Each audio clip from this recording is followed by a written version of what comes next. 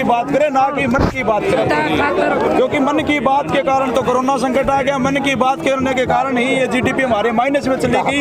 मन की बात के कारण ही आज ये जो देश का किसान अन्नदाता ये भूखा भी है और रोडों में बैठा है। साहस और पराक्रम की आवश्यकता किसी व्यक्ति को होती है मन की बात को पूरे 32 मिनट तक झेलने के लिए। एनीवेज, उसको सुना। तो आज किसान आंदोलन का 32वां दिन है। अपेक्षा ये थी कि कुछ संवेदना, कुछ शब्द, किंतु उस मोनोलॉग में किसानों के संदर्भ में कुछ नहीं था। उसके अतिरिक्त काल्पनिक बहुत सारे बातें थी, तथ्यों से परे, जैसे कि प्रधानमंत्री जी की एक चिर परिचित शैली है धन्यवाद व्यक्त करने की लेकर। नमो ऐप पर बहुत सारे सजेशंस जो उन्हें मिले, माई जीओवी पर। तो थोड़ा हैरत की बात यह है कि प्रधानमंत्री जी को सिर्फ और सिर्फ अप्रिसिएशन और प्रशंसा ही उन तक क्यों पहुंचती है, क्योंकि आज मैंने जैसा देखा कि पीएमओ में कमेंट्स टर्न्ड ऑफ थे और प्रधानमंत्री जी के मन की बात उनके ऐप पर लाइक्स से 3 गुनी डिसलाइक्स थी। लेकिन फिर भी उनका कहना था कि उनके सामने तमामों चिट्ठियां हैं, तमामों ईमेल्स हैं, तमामों फोन कॉल्स हैं, जिनके माध्यम से उन्हें देश और देश में होने वाले तमाम सकारात्मक घटनाक्रमों की जानकारी होती है। तो ये थोड़ा एक नागरिक के तौर पर मैं सोचती हूँ कि अगर प्रशंसा ही प्रशंसा उन तक पहुंचती है तो उनके इर्द गिर्द चाटुकारों का ऐसा कौन सा संग्रह है जो वास्तविक आलोचना को या वास्तविक हालात को या देश की बदतर स्थिति को या किसानों के आंदोलन जो इतनी दुरूह स्थिति से आज 32वें दिन गुजर रहा है क्यों नहीं पहुंच पा रही है। दूसरा, उन्होंने कुछ एक जो खास जिक्र किए, या इसको इस तरह कह सकते हैं ना कि एक होता है सेल्फ लव और एक होता है ऑब्सेशन। तो just because he is so much obsessed, तो शायद वो केंद्र की अंधी और बहरी सरकार तक, निजाम तक, हुकूमत तक आवाज पहुंच ही नहीं पा रही है। एनीवे, कुछ लोग मुझे लिखकर भेजते हैं कि आप प्रधानमंत्री जी के इतना खिलाफ क्यों हैं, या आप में क्या उनमें आपको कुछ भी अच्छा नहीं दिखता। ऐसा तो बिल्कुल नहीं है। आई respect my prime minister so much and I absolutely admire him so much.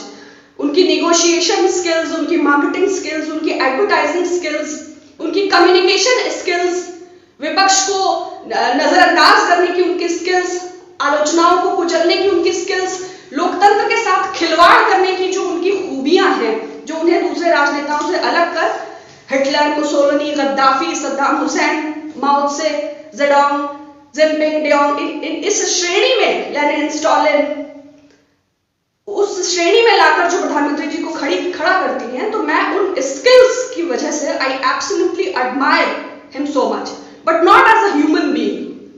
मुझे नहीं लगता, क्योंकि लोकतंत्र से वो जिस तरह खेलते हैं, अभी आपने देखा धर्मेंद्र प्रधान ने सरकार नहीं गिराई। विजय वर्गीज ने जो बयान दिया कि उनकी प्रशंसा में उन्होंने कहा ना कि सरकार तो मोदी जी ने गिराई।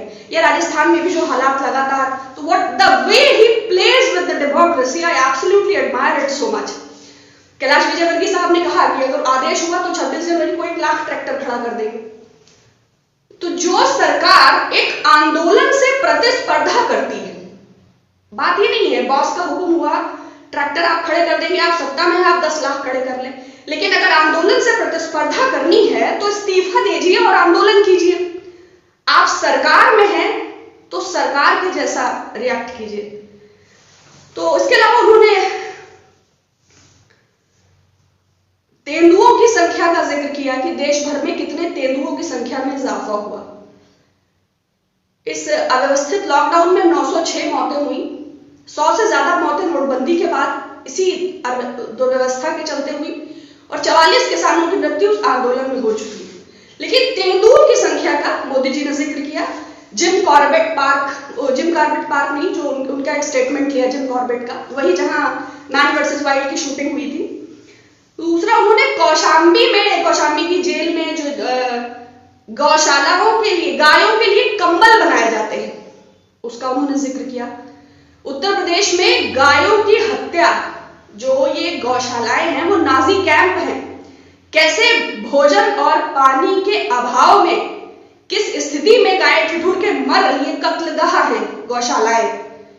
और श्रीमान योगी आदित्यनाथ जी ने क्या बजट रखा है और किस दुर्व्यवस्था में गायें चल रही है, वो प्रधानमंत्री जी के मतलब डम एंड डेफ होता है। तो ही इज एब्सोल्युटली नॉट डम, लेकिन मुझे लगता है ही नीड्स अ ENT, एक नेत्र रोग विशेषज्ञ, एक श्रव्य शक्ति का उनको एक बार डॉक्टर को दिखाना चाहिए, क्योंकि शायद वो गायों के वास्तविक हालात से परिचित नहीं है।